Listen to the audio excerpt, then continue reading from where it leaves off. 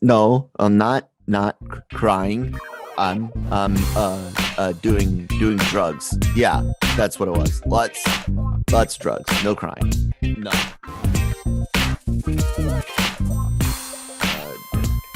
Moisten again, but there's this. You ever watch Metalocalypse, the show? No. Oh God, do you like metal music at all? Like, dude, I spent the last 2 years go to metal shows, man. okay, so how have you not watched Metalocalypse? I don't know. You got HBO Max, right? Yeah, it's on HBO Max. I'll Do check it out. yourself a favor. So it's Brendan Small. I don't know how much adult animation you watch. Did you watch Home Movies? No. Okay, I hated that, and it almost kept me from watching Metalocalypse because I saw the same name, Brendan Small. But I'm telling you, as someone that even remotely likes just the metal aesthetic, right? Like just kind of likes the over the topness of like death metal and stuff. Maybe not the biggest Cannibal Corpse or King Diamond, Merciful Fate fan there is, but they like it. Metalocalypse is dude, it's one of the last great Adult Swim shows, like actual animated shows that they did. So I highly suggest that one, and it's on HBO Max for everyone that has that. So yeah. Good morning, everybody. Welcome to a wonderful Monday morning on LR Mornings today with Kyle and Manny. Manny, have you done LR Mornings yet? Yeah, man. We just did it a couple days ago. I can't remember. You gotta remember, I got brain damage and I have so many podcasts. Yeah, you do. I have so many. I don't remember who's first time on what. We got a brand new one that's gonna start this week. Our first anime shit that we've ever done. We're gonna be talking about some Dr. Stone later on. But I got Manny on here for a spoiler-free reason to discuss a little bit about how something that hits this Friday, WandaVision. Manny, you've gotten to talk to some people, see some stuff. What can you tell us without spoiling anything about your impressions of Marvel's first MCU TV show? So it's interesting. WandaVision, according to Feige, what he told us yesterday, it wasn't even supposed to be second, third, on the list of things that were supposed to kick off this next phase 4. It was spring 21 when they announced it in San Diego, and that was like after Eternals and Black Widow. Yeah, Black Widow, Eternals, Falcon. Yep. And then when when shit happened, shit hit fan. they decided to pivot, and I can see why, because you have you don't have as much action sequences, you don't have as big as a cast maybe, so WandaVision would have been easier to film. That's my impression of it. He didn't, but so they decided, screw it, I'm gonna flip them around. WandaVision's gonna be first, dude. Let me tell you, this is so different than other feature films that we've seen before, but that's exactly what they wanted. They want to do something that if they weren't gonna make movies, they were gonna make something on television or whatever you want to call it, streaming services, television. It's the same thing. Right, yeah.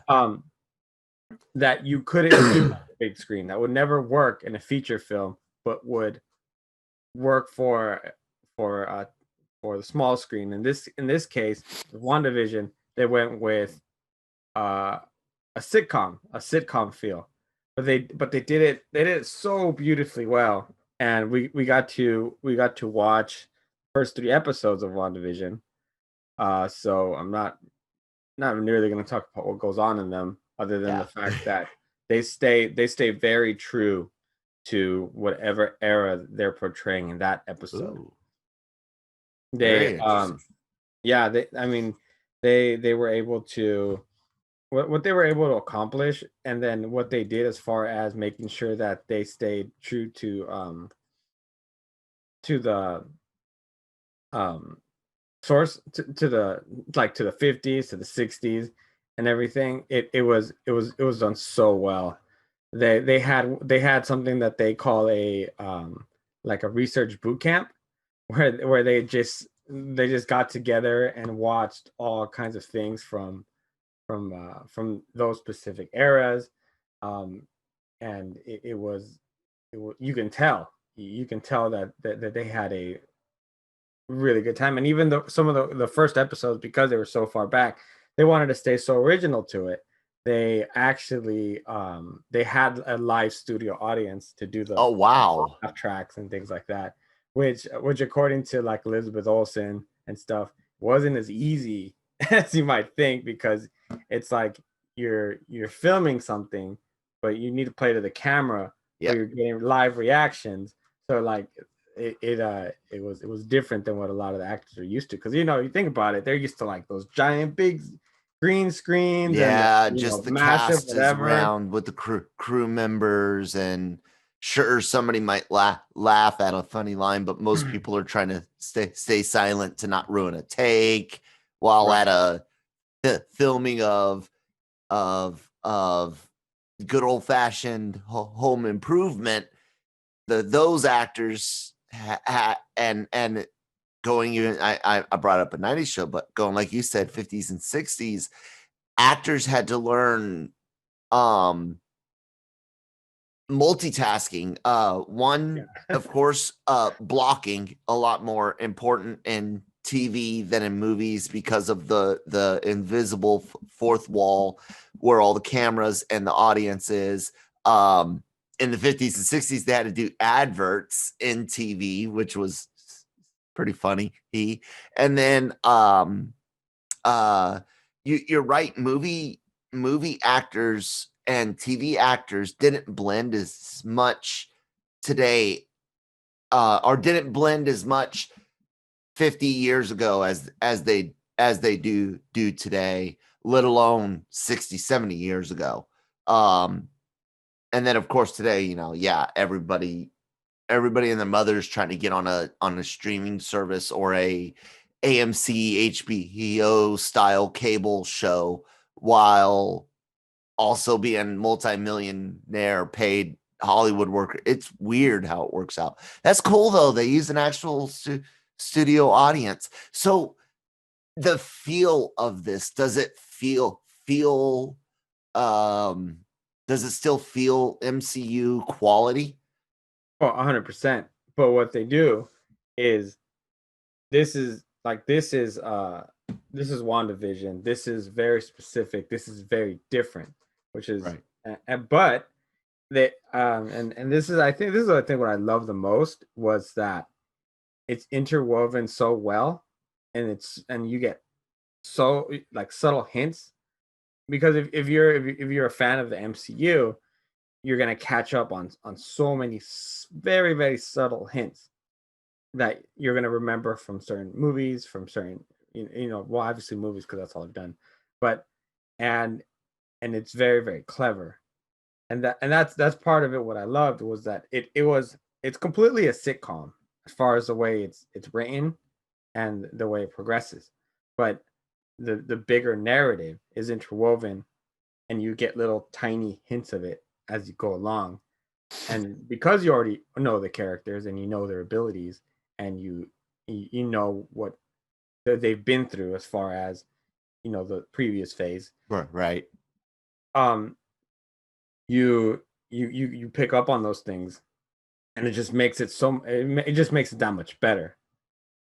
I'm And go ahead. stoked. I'm No, stoked about it. I can't I wait. I had no, when I first saw trailers and things of it, I was a little usually I'm very optimistic about things, but I'm like, I don't know if like how are they gonna, how is the sitcom gonna work? And then but then I found myself immediately drawn to the actual to the show itself. Like if they didn't have an overall narrative about what's going on, and I'm not gonna talk about it at all, I would have been happy with it still. Like Elizabeth Yeah. Olsen and Paul, they do such a great job on screen, and it looks good too with her kind of almost like bewitched feel powers Mhm.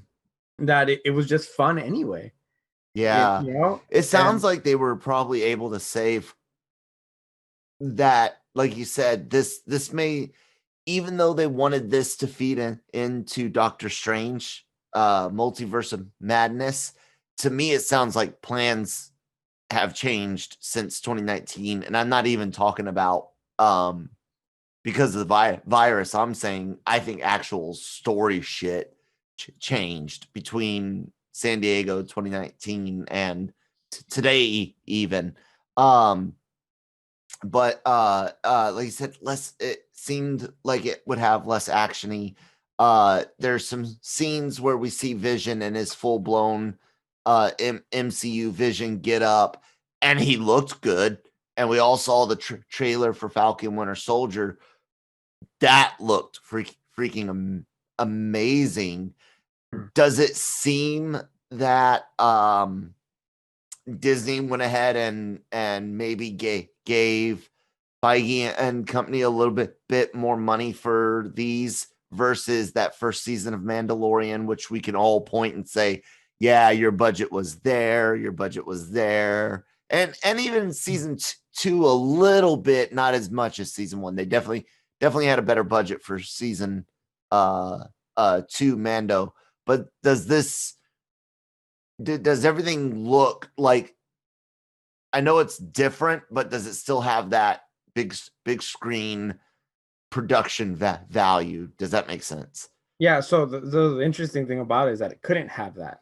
As a matter of fact, when the cinematographers when they were the cinematographer when he was going to um to put this together as far as shooting and lighting, he actually had to kind of tone down his camera to be able to match the same style as the 50s, still with the same with the modern rig, but he needed to get it back down.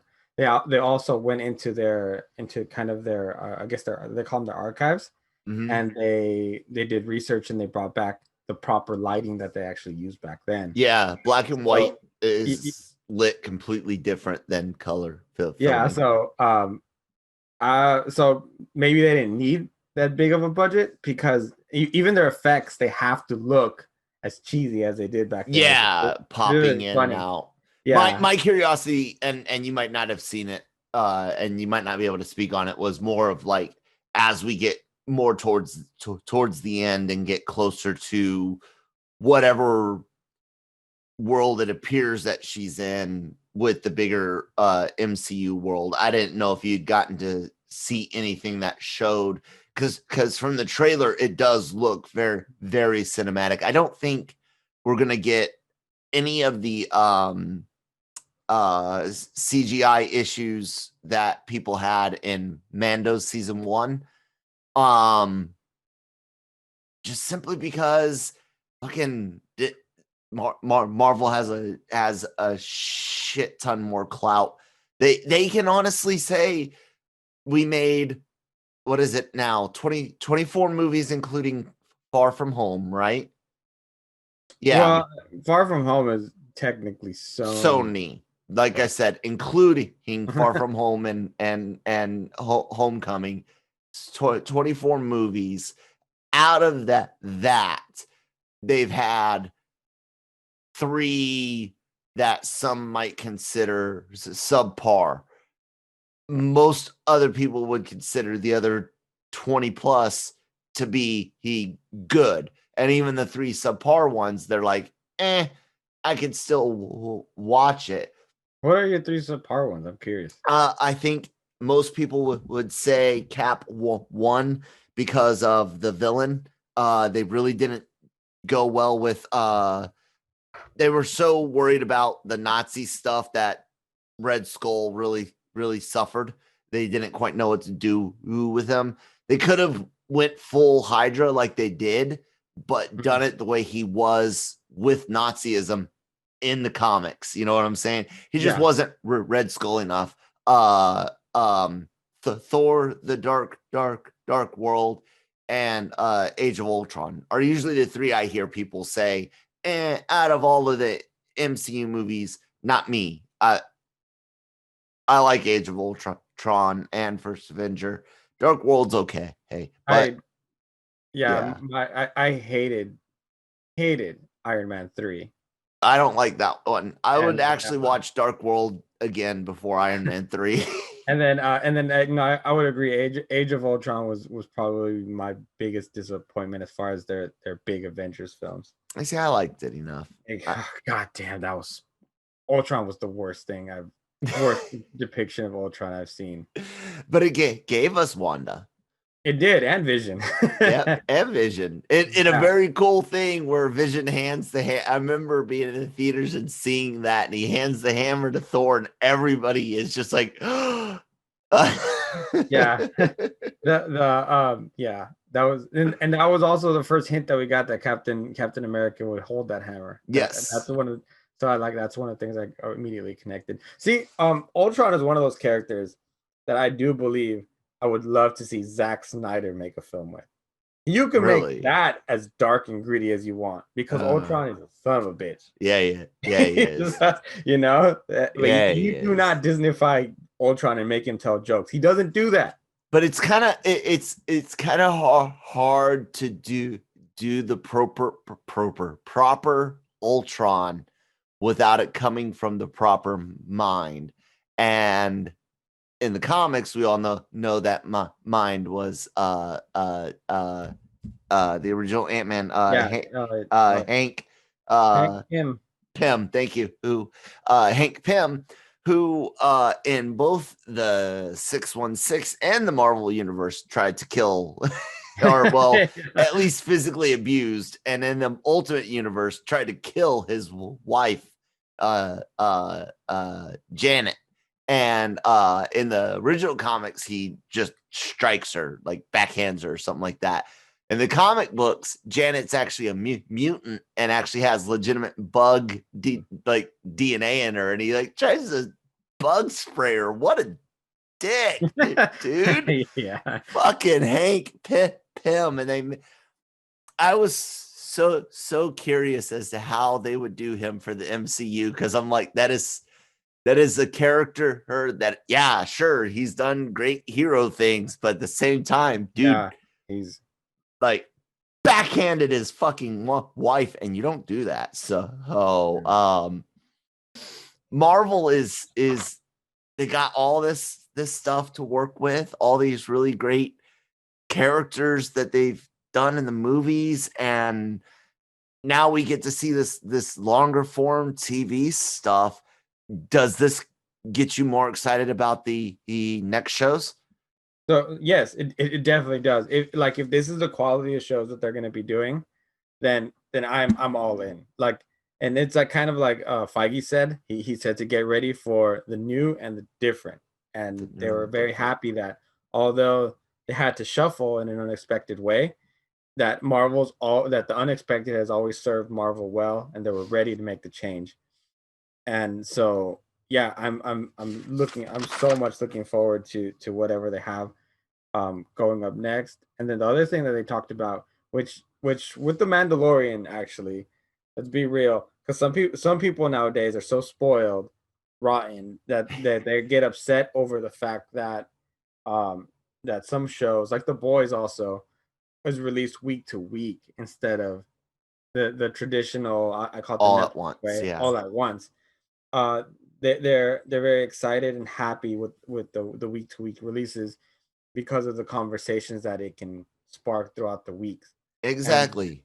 And I love it too, because sometimes we get to see shows and it's it. We get it. We're excited for months, for years sometimes, and then we digest it all in a day. But this way we can make talk about theories and yeah, exactly, make podcasts and continue to be excited for a period of time. So I'm very happy that they're doing it that way as well, and not just here's the show, guys, finish it in 24 hours because you guys are the nerds that we know that are just kind of like caprice on this damn show and then be all sad because the next one's not out for however many months. It's let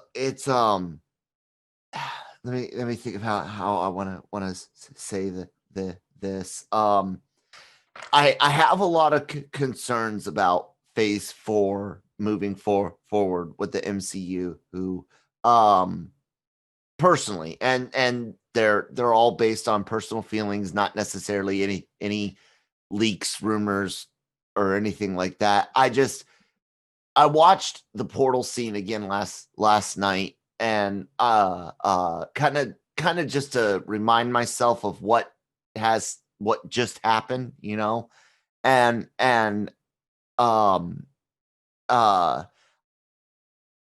I don't know how long it's going to take. I don't even know if Phase 4 is ever going to show us really the true next big bad. I don't know, but I like this week to week thing leading up to movies where it seems like we might end up with a week, maybe two at times, between a show ending and the next movie hitting however the movie hits. What people don't realize is that we're creatures of comfort. We got used to the Netflix model, like you said, all at once. But for years, we never did that. The Game of Thrones, always, every year, people talked about it for weeks on end. HBO loved it. And that's why Amazon decided to do what they did Disney decided to do what they did with the Mandalorian, followed by The Boys doing it on Amazon. And then what I really think is the model forward, because like you said, it's not only just getting to talk about it and have theories, but it makes smart business sense for the studio, keeps them in the news cycle longer, and it makes sense for those of us in our job, because gives us more shit to write, content, and talk about. So it's a smart move business wise. But even then, take our No Mercy podcast, which you guys can catch on Wednesdays, going over Cobra Kai season 3 with me, Manny, and Christine on the LRM Online Podcast Network. That's a show that got put out in binge format. You've seen it all. Me and Christine have seen almost all of it, but we're breaking it down in tiny chunks for our viewers, because I just did a whole 24 episode anime season in a single podcast, like recap. That sucked. I hated it. So I like breaking things down, and I'm excited to do that with some of this Marvel stuff, and we get all this in our own homes. Like, I don't have to go anywhere. That's cool. But I've got a theater as of now in my local area that does show new movies. It did show Wonder Woman 84. I'll be in theaters for Black Widow by myself if I have to be. I've been dying to see Taskmaster almost as long as I was dying to see Mysterio on the big screen. So, but overall, you're feeling pretty confident about the MCU, huh? Yeah. So about the TV shows, yes. About the TV shows, yeah. Okay. I'm not sure. I think I have similar concerns about Phase 4 as far as films.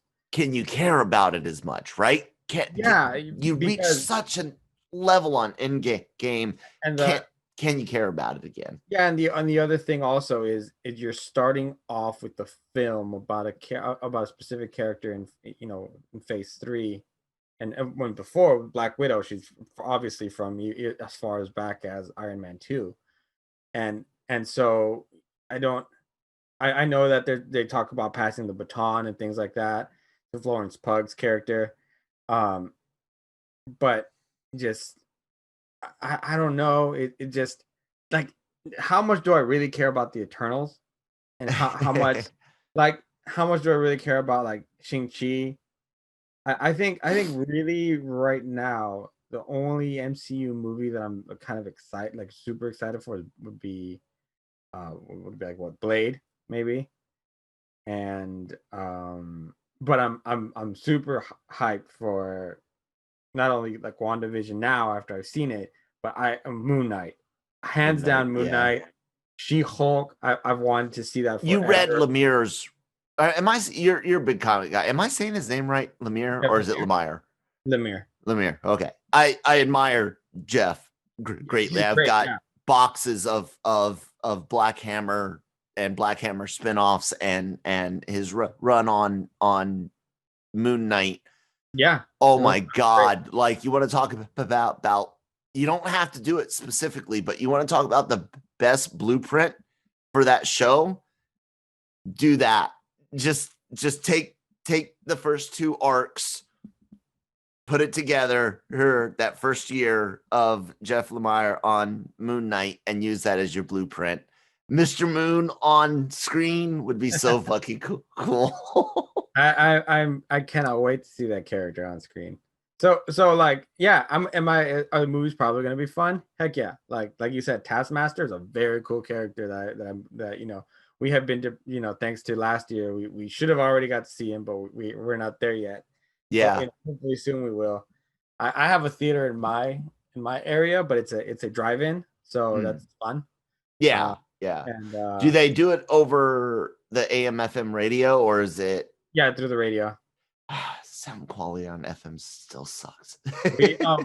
We've gone, being locals here, we've gone used to taking our own devices to. Oh, okay. So some people take giant speakers and everything. So it's a lot of fun. Even in the winter, we figured out ways to fight the cold and head out there and support the local drive-in. Yeah, there's been quite a few of those popping up. The last thing I'll say before we get going on those movies, I think really, we did learn that Disney this past year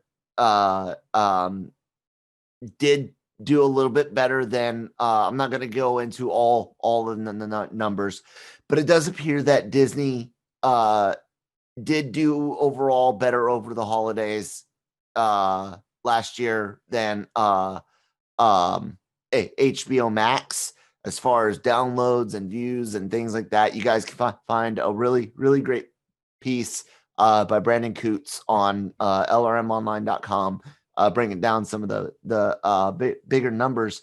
I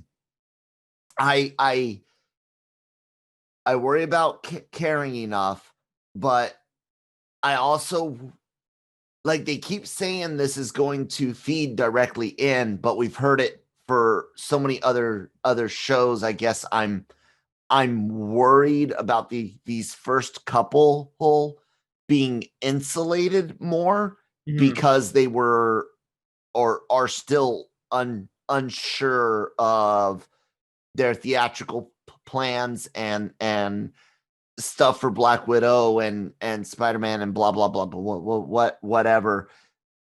Please tell me that I should have no reason to fear for that. These things are gonna easily connect into the movies. They're not playing around too much with trying to keep it too independent, or do we just not know yet? No, the like WandaVision does connect. It has to do. This takes place. Oh shoot, I can't remember how long. I didn't think I wrote it down. It takes place a couple of years after. Endgame. Thank you. Wow. So if Endgame is 2024, holy shit, geez. So it's yeah, I thought I wrote this down. Like I said, did not. Yeah, it's not very far off from when Endgame happened, and it fits. I'm telling you, it has little notes to little odes to the previous movies, and I really don't. Yeah, there's some specific I cannot. Yeah, I know. That really has raised my eyebrow, because it's done. It's really this like I said. It's very despite the having a very, very different look, it connects to it fits to the MCU and you can feel it. But So because of the character's powers and abilities, it all makes sense. good. Yeah. We've all watched Wanda's powers grow from Age of Ultron through Civil War, or in the last two Avengers films, to where she really, if she wasn't so bent on vengeance and had just done the job, I have no doubt she would have flayed Thanos. Well, she was just about to. Yeah, but she was making sure to enjoy it and that he suffered. And if she hadn't been me, because I would have been the same. You killed my lover, my friends. You do all this horrible stuff. Yeah, I want to actually take you down into like a clean room and see how long I can keep you alive skinned. But he's such a bad guy. I have no doubt in my mind she could have. Did you watch Buffy? Yeah. You remember when Willow goes dark and she flays what's his name of the three? Literally removes all of his skin in the forest. That's what I would have done if I was Widow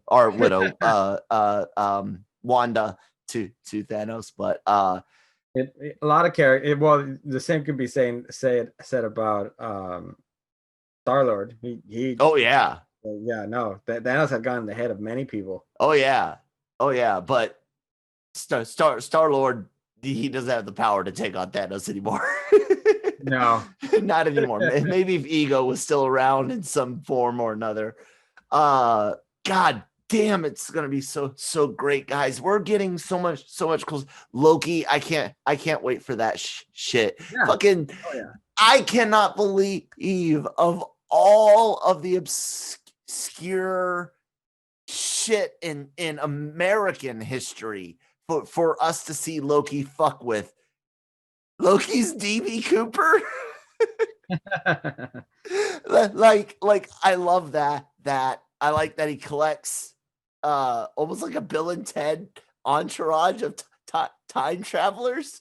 I'm excited about Kang the Conqueror and Quantum Mania with Ant-Man and the Wasp. Time has a way of fucking back, and that's two additional time travel things, not to mention the fact that WandaVision deals with going through multiple decades. It seems like, to me, time is a very, very important part of Marvel still. Mm-hmm. Yeah, well, they're going, with what they're doing with Doctor Strange, and now with, like you said, with Ant-Man. You think, at some point there'd be consequences. Just ask the Flash. Yeah. Speaking of Flash, I think Warner Brothers and Sony are in a fight to see who can shove more old material into a movie. If rumors are to be, if all rumors for both films are true. Yeah, we'll see what see what happens. It shakes loose. It's until they actually make it, especially with Warner Brothers, I'm not holding my breath. Oh yeah, I'll believe Flash is happening when I see the fucking the board saying whatever the very first shot that they're filming. Boom, when that hits, I'll believe it's filming. Yeah, show me a trailer first, and then we'll talk about it, because right now it just seems like with all the noise that Ray Fisher is making, and just, I don't know, man. Like I'm trying to figure out what kind. I'm a DC guy first. Yeah. But I just kind of like have to throw my arms up and. Well, so is Brian, and that's why I love bringing Brian on every chance I can, and I'll remember you as a DC fan as well whenever we talk DC, because I'm not like I used to be. Jammer knows this. I used to be that petty guy that would actually laugh at DC fans for getting shitty movies, and I used to kind of revel in that when I was young and immature in like 2000 something, even though X-Men sucked and shit like that. it was still better than Superman Returns. But I grew up and Returns is a chick flick. What was that? Superman Returns is a damn chick flick. Here's the thing.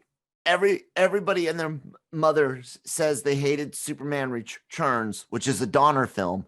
And then when Man of Steel comes out, they hated on that and said, oh, we wanted a Donner Superman. And it's like, motherfucker, Brandon Ruth and was it Reeves? No, it was the pervert guy, right? That directed. Oh yeah. Returns. Which one? The guy, the X-Men guy did Superman Returns, didn't he? The guy that like had sexual assault. Singer, yeah, didn't he? Yeah. Yeah. So it's like Singer and Ruth gave you guys your Donner Superman, and you fucked them over for it, and then Snyder gives you dark and gritty Superman, and you're fucking bitching about it, and now. A decade later, you're rubbing Man of Steel all over your face as if you've loved it since the beginning. Fuck that shit. Anyways, I thought it was good, and then I'm glad. I was gonna say I'm glad. Other than Wonder Woman 84, which I didn't care for, that at least Shazam, Aquaman. DC at least seems to be getting some things fans like now, so that's good for them. No, man, Wonder Woman 84 has turned rotten. I don't know if you heard about that. Oh, is it officially rotten? Yeah, it turned rotten over the weekend. Oh shit! So yeah, there's if like, here's the thing. Anyone who enjoyed the movie, I'm glad you enjoyed the movie. Yeah, that's good for you. You know, it's good for you, but. If you want to ask my opinion, or I'm going to give my opinion about it, it's a bad movie. Yeah, and it's not even and story's not even there's so many things from as a Warner Brother film, and as a big as big as the first Wonder Woman film was and successful. Mm-hmm. I think they should have paid a lot more attention to their special effects, because they are not only that, but how much post time they have. They've been sitting on this movie, and it's still. I think I can remember two. I'm going to try to remember the third. Tell me if we agree. CGI. You guys had so much time to add additional shaders, shadows, textures. Like, you guys had fucking time. ADR and sound mixing were my other two big things.